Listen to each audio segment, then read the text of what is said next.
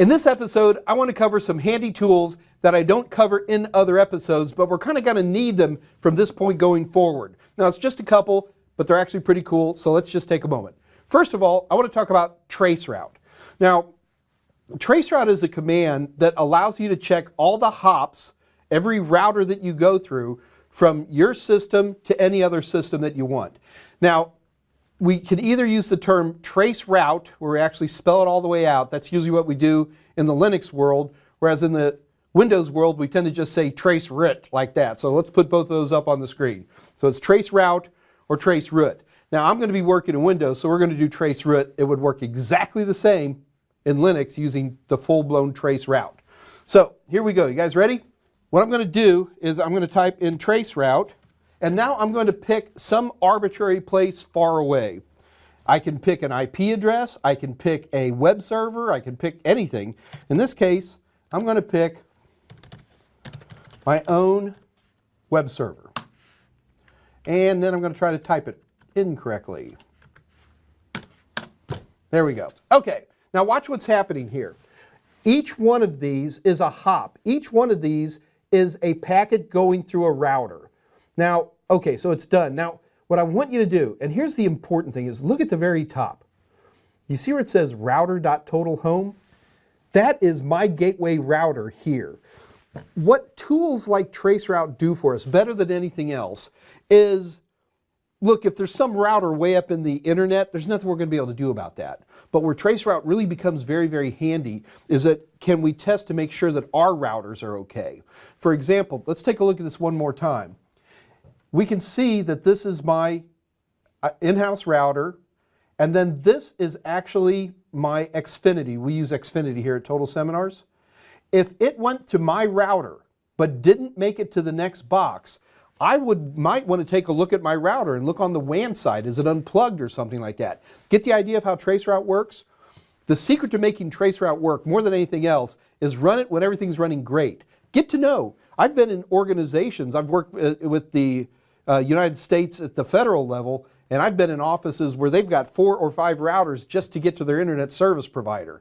And it's a real help when you can be able to type something like traceroute and, oh, it goes through the first 3, but it's that last router before it goes out the building.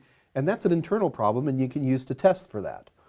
Traceroute is a great tool. Unfortunately, there are some routers that don't respond well to traceroute. In that case, there's an alternative tool to traceroute called pathping.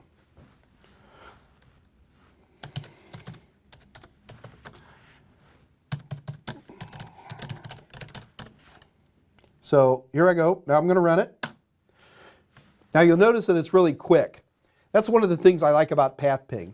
Pathping uses a variant of the ping command to go ahead and generate this information for us. So it just basically pings all the routers all the way up. So because it uses a different protocol, it can often get through when traceroute doesn't work. Now if you take a look on this one, look very closely. You'll see that the first box in here, or number 0, is my computer itself. So that's often a really handy way if you're going through a bunch of internal routers to be able to know exactly where you're starting. But once you take that one out, compare pathping to traceroute, and you'll see that they're very, very similar. And they should be, because if you want to go from one place to the next, you tend to jump through the exact same routers. Okay, so traceroute and pathping. Remember, the important thing with those tools is run them first when everything's running great, and then when something goes wrong, you can run them and often get good information. Okay, so moving on to now for something completely different. There is on the objectives now is something called bandwidth speed tester. And that is a very handy tool. A bandwidth speed tester simply does this. You're paying X amount of money for an internet speed. At my house, I have native gigabit Ethernet. So I'm paying for 1 gigabit down and 1 gigabit up. But for a lot of people who are running, say, cable modems or fiber optics, you have asymmetrical speeds. A much greater speed for down and a much lower speed for uploading. And that's okay, but are you getting what you paid for? And there's lots of tools out there. These are all web-based tools. Here's one that I like quite a bit. This is one that comes from Xfinity. So I'm getting around, this is hitting about 150 megabits per second, which is coincidentally pretty good. You're never going to hit the exact speed. So if you're paying for a 100 megabit download and you try one of these testers and you're getting 70, 80, you're doing great. You have all kinds of latency issues. You might have a lousy router, all kinds of other things that come into play. So if you're ever trying to get all your speed, that's not going to happen. So if we take a look here, we'll see that my upload speed is 21 megabits per second. I know that I'm paying for 25, so I'm pretty happy with this. Where these speed testers really come into play is, number one, are you being ripped off by your ISP? And it's always unintentional, but it happens. And number two, this is where cruddy home routers murder us. I can't tell you how many times I have seen bad, cheap routers. Somebody got a little $60 Soho router, and it's just not designed to handle a lot of work. So, and this happens in small offices and in homes more than any place else, where all of a sudden you got 3 or 4 people wanting to download 4K YouTube videos, and you think you've got enough bandwidth, but your poor router can't handle it. And this is a great example of where people sometimes need to consider, maybe you need to get a better router. Okay?